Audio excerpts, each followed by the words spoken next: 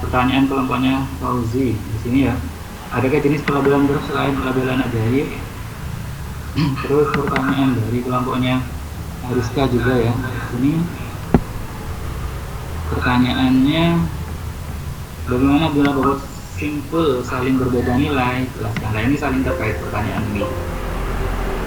Oke, jawabannya yaitu pelabelan selain pelabelan ajaib itu ada, namanya adalah pelabelan anti magic. Jadi kalau yang sebelumnya adalah magic, ajaib, maka ada pelabelan lain yang namanya anti magic ya. Jadi pelabelan anti magic itu apa? Apabila di sini ya kita melabeli kalau di sini adalah melabeli sisi sisi dengan ulangan bulat dari 1, 2 sampai pi ya, sampai banyaknya sisinya ini, sehingga ini ya jumlah label ya yang diberikan pada setiap titik itu berbeda dengan yang lain ya, dengan titik yang lain, atau dengan kata lain tidak ada dua titik yang memiliki jumlah yang sama, sehingga ini disebut dengan anti magic. Nah, contohnya ini adalah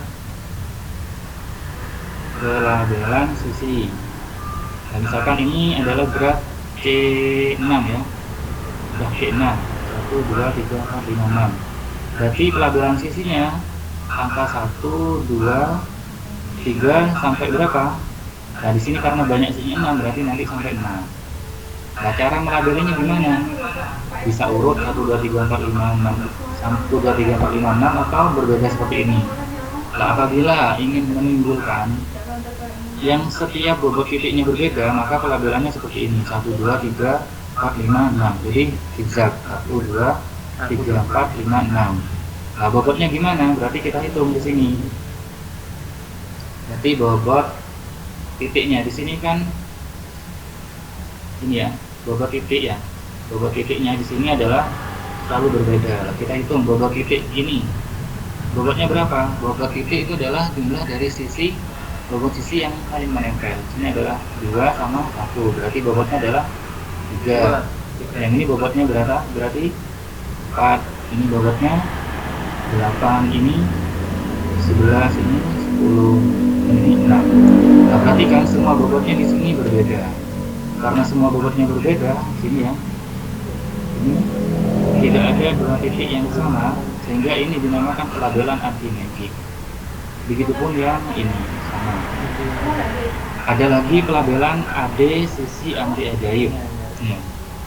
Ini ditemukan oleh Rinovia Simanjuntak, Mika Miller, dan Frances Berthoud pada tahun 2000. Jadi ini penelitian baru ya. Di sisi anti ajaib itu ini bisa dibaca ya, atau secara jelasnya langsung saya jelaskan di contoh aja. Jadi ini contoh pada pelabelan graf P4.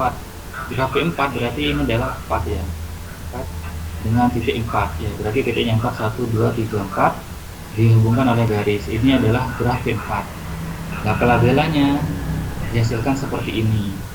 Nah, di sini ada istilah A, ada istilah D. A itu adalah bobot terkecilnya.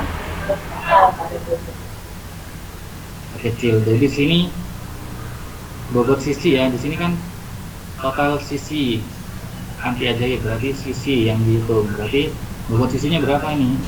Berarti 3 tambah 2 tambah 1. Berarti adalah 6. Terus bobot sisi yang ini 1 tambah 6, 7 tambah 4, 11. Terus 4 tambah 5 tambah 7 berapa ini? 16. Oke ya. Sehingga di sini ketemu bobotnya 6, 11 sama 16. Nah, A di sini adalah bobot terkecilnya. Terus D di sini adalah selisih. Jadi 6 ke 11 ini selisih 5. 11 ke 16 selisih 5, sehingga di sini pelabelannya adalah 6, 5. Ini 6 ini adalah A, 5 ini adalah Oke, jadi ini pelabelan selain pelabelan ajaib. Oke, untuk ini ada yang ditanyakan sebelum saya lanjutkan ke pertanyaan berikutnya? Apakah ada pertanyaan? Tidak. Ada pertanyaan? Tidak ya. Oke, saya lanjutkan ke pertanyaan berikutnya. Jadi contoh yang saya berikan selain pelabelan ajaib tadi, terus yang kedua ada anti ajaib, terus yang ketiga ada AD sisi ya, ini ada sisinya anti ajaib. Sebenarnya banyak lagi di teori graf itu bisa dicari. Oke, berikutnya pertanyaan dari kelompoknya Faris. Dengan menentukan kuansa kakak, adakah cara yang lebih detail menentukannya? Pertanyaan ini hampir sama dengan pertanyaan Fikriya. Pada jenis pelabelan ajaib terdapat beberapa rumus. Salah satunya di gambar 217. Kenapa K-nya itu bisa didapat 14? Pertanyaan mirip juga dari kelompoknya Deniko di sini.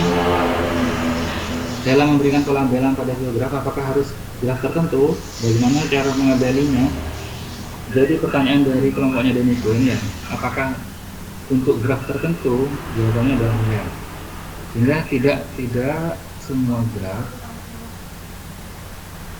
bisa dilabeli dengan aturan tertentu tadi. Jadi graf tertentu bisa dikatakan ajaib, bisa dikatakan anti ajaib dan yang lain. Dia nanti punya karakteristik tersendiri, dan itu merupakan objek penelitian dalam teori graf. Berikutnya bagaimana cara memberikan label. Nah, ini saya langsung ke contoh ya. Jadi pada gambar 217 ini adalah pelabelan total sisi ajaib dari graf C5. Nah, cara melabelinya gimana? Berarti kita harus, karena di sini adalah pelabelan total, berarti yang dilabeli adalah titik dan sisinya. Nah, sehingga dua-duanya dilabeli, sehingga harus kita tentukan angkanya dari 1, 2, 3 sampai berapa kira-kira. Berarti sampai jumlah titik ditambah dengan sisi. Jumlah titiknya ada berapa ini? 1, 2, 3, 4, 5. Ada 5, sisinya ada berapa? 1, 2, 3, 4, 5. Sehingga sampai 10. Sehingga nanti bilangan maksimumnya adalah 10. Ini. Nah, untuk melabeli, ini kan pelabelan total sisi ajaib, berarti nanti bobot sisi yang dilihat ini. Bobot sisi. Cara pelabelannya berdasarkan penelitian yang telah dilakukan terdahulu ya. Cara pelabelannya itu adalah kita melabeli titik dulu dari angka 1. Terus selisih 1 titik 2. Selisih 1 titik lagi 3. Selisih 1 titik lagi 4. Selisih 1 titik lagi 5. Jadi geraknya gini. Ini 1 sini ya, terus ke ini, sini. Baru dari setelah 5 ini turun nanti 6, 7, 8, 9, 10. Kayak gitu. Itu cara pelabelannya. Dengan cara pelabelan tersebut, maka akan diperoleh pelabelan total sisi ajaib. Sisi ajaibnya itu gimana? Berarti kita lihat bobot sisinya di sini. Kalau bobot sisi berarti 3 tambah 10 tambah 1. Berarti adalah 14. 1 tambah 9 tambah 4 ini 14. 4 tambah 8 tambah ini adalah 14. Ini 14 juga, ini 14. Karena semua bobot sisinya 14, maka 14 ini adalah K-nya atau bilangan perkata ajaibnya. 14 ini ditemukan berdasarkan percobaan. Contoh bagaimana kalau misalkan pada C3. Nah, ini adalah gambar C3 ya. Jadi kalau misalkan digambar dengan bentuk lingkaran kan ini C3 ini titik 1, titik 2, titik 3. Berarti pelabelannya sama dengan yang tadi. Jadi loncat. Jadi 1, 2, 3, 4, 5, 6. Ini ya. Berarti bobot sisinya berapa? Ini bobot sisinya 1 tambah 5 tambah 4 9, 2 tambah 4 tambah 3 ini adalah 9 juga, dan ini adalah 9, sehingga diperoleh K nya adalah 9. Nah, bagaimana dengan bobot?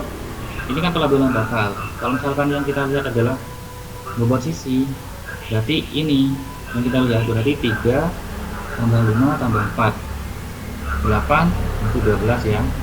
1 tambah 5 tambah 6 jadi berapa? Ini 7 tambah 5 12 juga. Terus 6 tambah ini adalah 12. Nah, sehingga ini sekaligus pelabelan total titik ajaib juga, karena titik ajaibnya karena adalah 12. Nah, bagaimana untuk C5 apakah berlaku juga? Tinggal kita lihat. Gitu. Oke, contoh lain ini biasanya kita tahu ada namanya bujur sakar ajaib ya. Jadi misalkan disediakan kotak gini, isilah 4 bilangan ke dalam ini, sekiranya jumlah ke vertikal sama horizontal adalah sama. Nah, ini adalah penerapan dari graf sebenarnya, yaitu pada graf bipartisi lengkap. Graf bipartisi lengkap.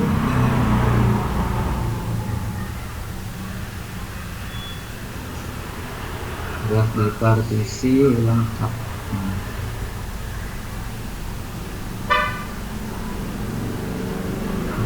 bipartisi lengkap itu apa? Jadi misalkan K 2,2 berarti ada 2 titik, kita hubungkan di sini, sini, ini di sini, sini. Ini adalah K22. Kalau K33 ini adalah graf ini 33. Berarti 3 titik kita hubungkan semuanya. Nah, di sini kita kasih label sisi. Label sisi berarti sisinya ada berapa ini? 1 2 3, berarti ada 9 ya sisinya. Nah, ini kita labeli sedemikian hingga bobot titiknya memiliki bobot yang sama. Ternyata hasil pelabelnya seperti ini. Apabila kita jumlahkan ini ke samping 9, ini 15 ya. Ini tambah ini juga 15, ini 15. Ternyata diperoleh bilangan konstan ajaibnya adalah 15. Itu sakar ajaib yang dikonversi dari graf bipartisi lengkap. Oke, berikutnya jika dilihat dari pembagian graf itu ada graf ajaib. Mengapa diberi nama ajaib? Nah, ini ya. Kenapa kok diberi nama ajaib? Nah, berdasarkan definisi ini ya, dikatakan magic apabila pelabelan di sini pemetaan bijektif ini adalah sebuah fungsi ya, dari E penghimpunan bilangan integer positif. Jadi integer positif itu 1, 2, 3 dan seterusnya tadi itu apabila penjumlahan semua label sisi E yang insiden itu adalah sama ya. Jadi dikatakan ajaib apabila diperoleh konstanta ajaib tadi, diperoleh konstanta K yang sama gitu. Nah, ini contohnya misalkan labelan titik sisi ajaib. Kalau seperti ini berarti yang dilabeli hanya titik ya, menimbulkan sisinya ajaib. Jadi kalau misalkan ini pada graf P2 kita labeli titiknya ada 2, berarti 1, 2 gitu aja. Berarti konstantanya berapa? Konstanta sisinya ini ya, ini si X ditambah fungsi Y, maksudnya adalah bobot ini tambah bobot ini, sehingga diperoleh 3 konstantanya. Karena tidak ada sisi yang lain, ya udah berarti konstantanya 3. Ini sudah ajaib.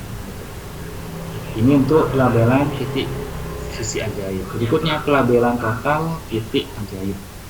Contoh ini terlalu besar ya. Jadi misalkan tadi itu pelabelan total sisi ajaib, itu pelabelan total misalkan ini pada C3 kita labeli 1, 2, 3, 4, 5, 6. Nah, dari sini berarti kita lihat titiknya, bobot titik.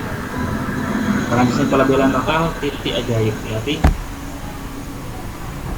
bobot titiknya kita lihat. Bobot titiknya ini berapa? Berarti bobot titik, berarti titik itu sendiri ditambah dengan sisi yang menempel ini. Ini sisi yang menempel. Ini titiknya, berarti 1 tambah 6 tambah 5. Berarti ini berapa? 1 tambah 6 tambah 5. Berarti 12. Bobot titik ini ya, berarti 5 tambah 3 tambah 4 12. Yang ini 2 tambah 6 tambah 4 12 lah, karena sama semua berarti ini adalah pelabelan total titik ajaib. Bobot titiknya ajaib. Nah, untuk graf ini, untuk graf komplit 6 ini diperoleh konstanta ajaibnya adalah 66 dengan penjumlahan 7 tambah ini tambah ini tambah ini tambah 12 tambah ini. Juga pada graf itu luas sebenarnya pembahasannya. Berikutnya pelabelan sisi titik ajaib, berarti sisinya yang dilabeli. Nah, di sini kan pada P2 sisinya kan 1, berarti kita labeli 1 gitu aja. Berarti bobot titiknya berapa? Yang ini bobot titiknya adalah 1, yang ini 1 juga, karena sama berarti K nya sama dengan 1. Bisa kita peroleh ini. Nah, berikutnya pelabelan total sisi ajaib.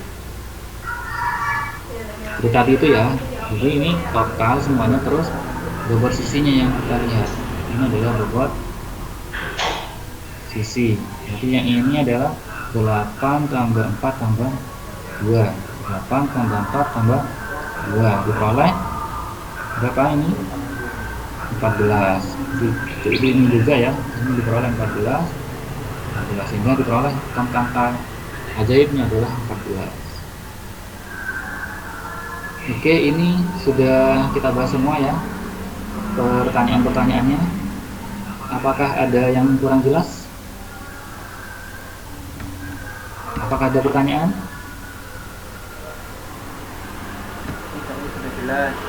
Loh, apakah ada pertanyaan? Tidak ada? Tidak, oke, Pak. saya absen lagi ya. Ini sudah banyak. Ahmad Fauzi hadir.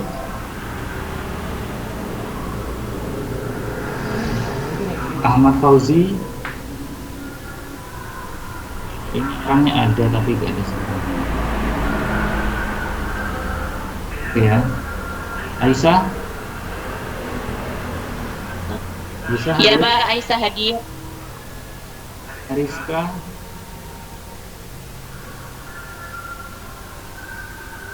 Ariska gak ada. Asia Suti. hadir Pak. Dan itu ada. Siap hadir Pak. Fikria di absen. Intan. Loh, ngomong hadir. Belum ya. Ulangin. Rusak. Yes. Oh iya. Rizka. Hadir, Pak. Ayu Putri. Nabil. Hadir Pak. Bintang Oke, saya lanjutkan ya ke materi berikutnya. Jadi pertemuan kali ini merupakan pertemuan terakhir. terakhir untuk materi ya. Berikutnya bisa dilakukan konsultasi, bisa melalui WA atau di Microsoft Teams. Karena minggu depan itu sudah masuk minggu tenang ya, sehingga pengaturan materinya berdasarkan kontrak kuliah kita kan pelabelan graf, terus membuat graf khusus, artikel enggak. Ini saya lewati. Untuk berikutnya masuk ke penjelasan tentang graf khusus ini. Sehingga minggu depan sudah masuk minggu 6 dan dilanjutkan dengan konsultasi aja. Aku bela 80 ya. Oke, berikutnya graf sederhana khusus ya. Oh, Jadi graf sederhana khusus sebenarnya sudah dibahas pada pertemuan awal, cuma di akhir saya pertegas lagi ya, bahwa graf sederhana khusus itu adalah sebuah graf yang bisa didefinisikan secara luas dan dapat diekspansi. Maksudnya seperti apa? Contoh misalkan pada graf bintang ya, atau star graph. Graf bintang SN adalah graf reproduksi lengkap K1N. Ingat tadi kalau misalkan graf K22 berarti kan titiknya 2, berarti kita hubungkan di sini. bagaimana kabarnya? Misalkan berarti K1N. Nah, N ini titiknya bisa berubah, bisa 1, bisa 2, bisa 3 dan seterusnya. Nah, ini bisa diekspansi sebenarnya. Sehingga kalau misalkan ini K1N3 berarti 1 kita hubungkan ke 3. Ini adalah K14. Nama lainnya ini adalah graf star 3, ini graf star 4. Oke, di sini masih ada. Berarti absen. Saya hentikan dulu sebentar. Ini juga akhir. Absen. 14.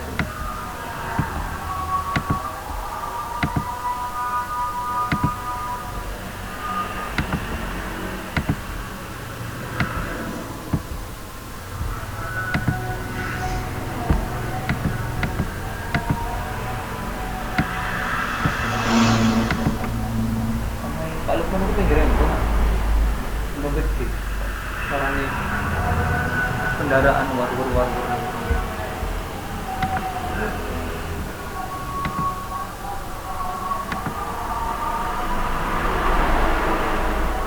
Sudah selesai. Belum.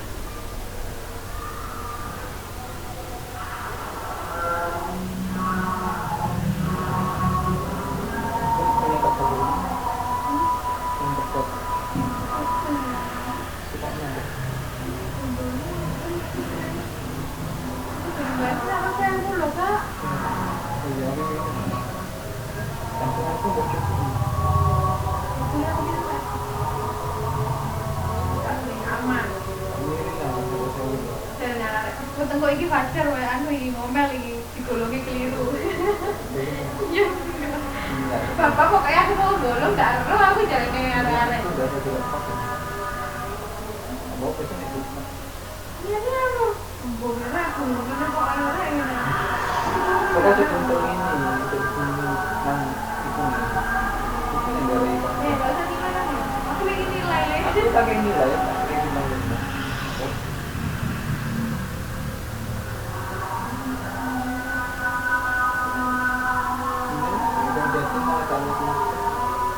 Kalau kita bicara nanti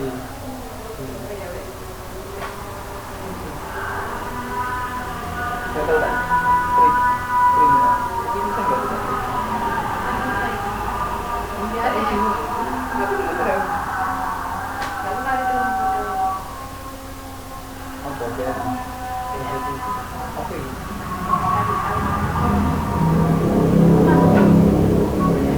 jadi di bola yang pengulangan sama CPS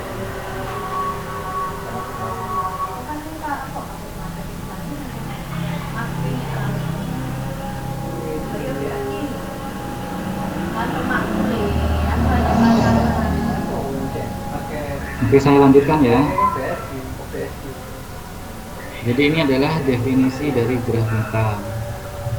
Nah, di sini kalau misalkan dijelaskan lebih lanjut, K1N itu adalah graf dengan N plus 1 titik dengan 1 titik berderajat N.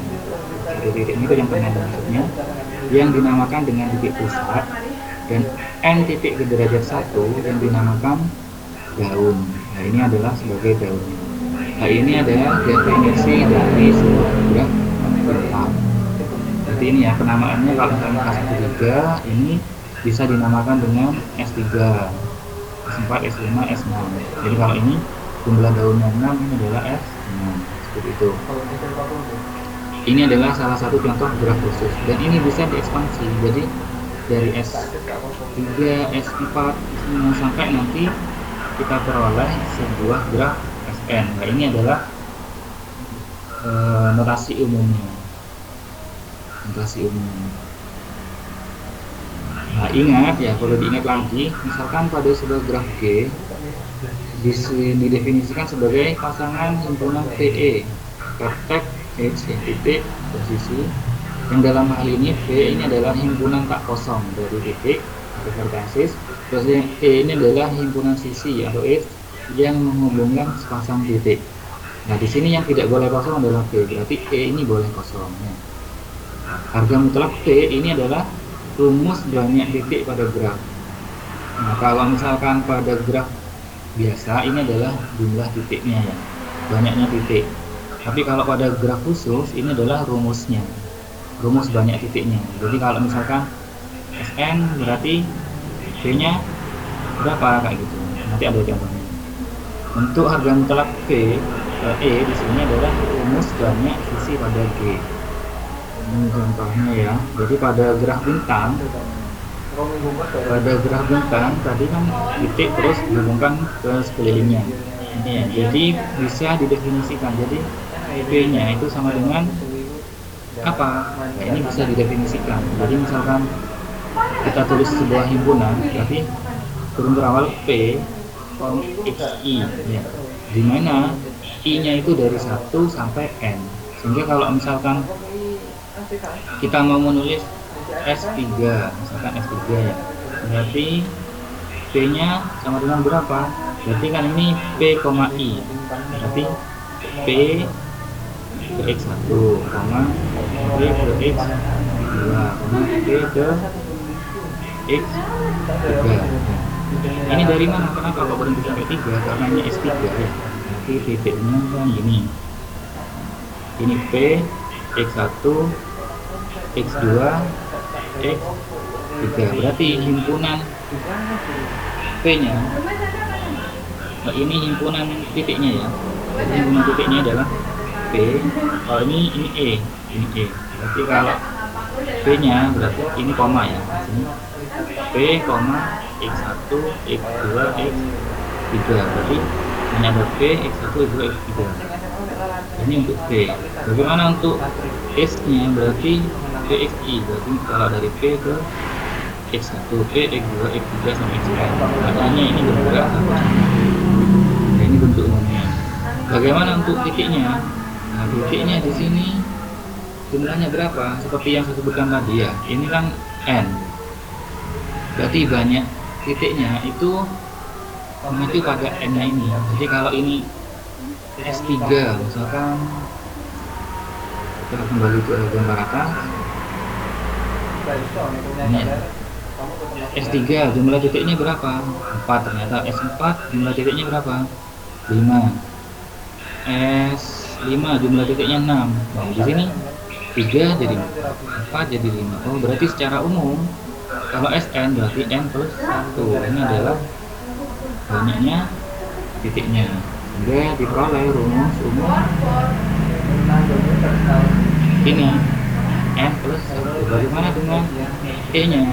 Banyak sisinya, berarti sejumlah N-nya kan, berarti 1, 2, 3 itu sama dengan N. Jadi kalau misalkan S6, maka E-nya berapa? Sama dengan N. Ini S6 itu jumlah sisinya ada 6. Oke, itu penjelasan umumnya. Sehingga graf khusus itu bisa dinotasikan secara umum seperti ini. Ini yang dinamakan dengan bisa didefinisikan secara jelas dan dapat diekspansi. Nah, jadi bisa dibuat secara umum untuk N. Nah, contoh berikutnya, contoh penerapan pelabelan pada graf bintang. Di sini pelabelan total sisi ajaib dari graf bintang. Ya. Kira-kira seperti apa? Nah, di sini carilah konstanta ajaib pelabelan total sisi ajaib pada graf bintang. Berarti di sini pelabelan total sisi ajaib. Berarti yang dilabeli semuanya, tapi sisinya yang harus ajaib. Kira-kira seperti apa? Misal ya, kita coba-coba caranya. Misalkan ini 1, 2, 3, 4. Nah, sisinya belum kan? Kalau ini adalah pelabelan titik. Karena yang dilabel titik. Karena pelabelan total berarti sisinya harus dilabeli juga, tapi dengan angka yang meneruskan dari sini kan ini 1, 2, 3, 4. Berarti 5, 6, 7 lah. 5, 6, 7 itu ditaruh di mana supaya ini menjadi sisi ajaib. Nah, ini kita jumlah dulu. 4 tambah 1 kan 5. Ini 3, ini 4. Berarti 4, 5, 3 di atas ini. Ini kan bobotnya 4, ini 3, 4, 5. Kita punya stok angka 5, 6, 7. Nah, supaya ajaib gimana? Berarti kita balik, misalkan ini 5, 6, 7. Nah, totalnya berapa? 10, 10, 9. Berarti yang 5 di mana? Berarti di sini. Ini 5, terus yang 4 dengan 6, ini 6. Berarti yang 3 dengan 7. Berarti pelabelannya 1, 2, 3, 4, 5, 6, 7. Seperti ini. Sehingga ini total bobotnya berapa? Berarti kita hitung bobot sisinya berapa di sini? Bobot sisinya 4 tambah 5 tambah 1. Berarti 10. 1 tambah 6 tambah 3. 10. 7 tambah 1 tambah 2, 10 nya. Sehingga konstantanya adalah 10. Nah, ini kan berdasarkan awal, apakah ini berlaku untuk S4? Kita coba aja, berarti 1, 2, 3, 4, 5. Karena di sini bentuknya 1, 2, 3, 4, 5, 6, 7. Berarti balik 1, 2, 3, 4, 5, 6, 7, 8, 9. Nah, sekarang kita hitung bobotnya, kira-kira benar nggak? Berarti kita hitung bobot sisinya. Di sini 1 tambah 7 tambah 4, berarti 12. 8 tambah 1 tambah 3, berapa? Kira-kira 12 juga. Apakah ini sama? Ya, ternyata 12. Ini 9 tambah ini ya, 1 tambah 6, 7, 12. Oke, ternyata angkanya ini adalah 12. Sehingga model pelabelannya sudah kita temukan seperti itu. Oke, ada yang ditanyakan? Saya kira materinya yang saya sampaikan sudah cukup sampai sini. Alhamdulillah. Ya Pak, mari Pak dulu ya Pak. Apakah ada pertanyaan atau dilanjut di chatting? Siap.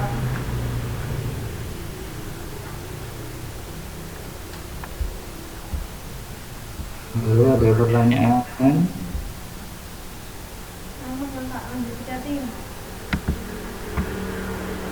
Tidak. Sudah jelas?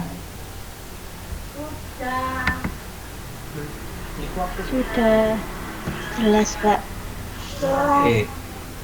Untuk berikutnya ya, jadi seperti yang saya sampaikan tadi, materi setelah UTS itu adalah pewarnaan graf, definisi graf, dan lain-lain ini ya. Kemudian untuk artikel ini saya cancel sehingga sampai graf khusus ini aja. Sehingga jadi soal UAS nanti adalah pewarnaan graf, definisi ini ya, pewarnaan pemberatan, pelabelan graf dan graf sederhana khusus ini. Oke, saya kira cukup ya.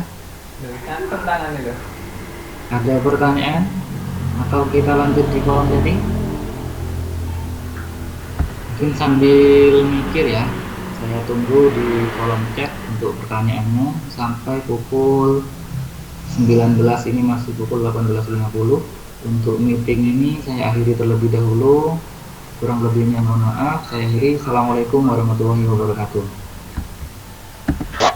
Waalaikumsalam warahmatullahi wabarakatuh.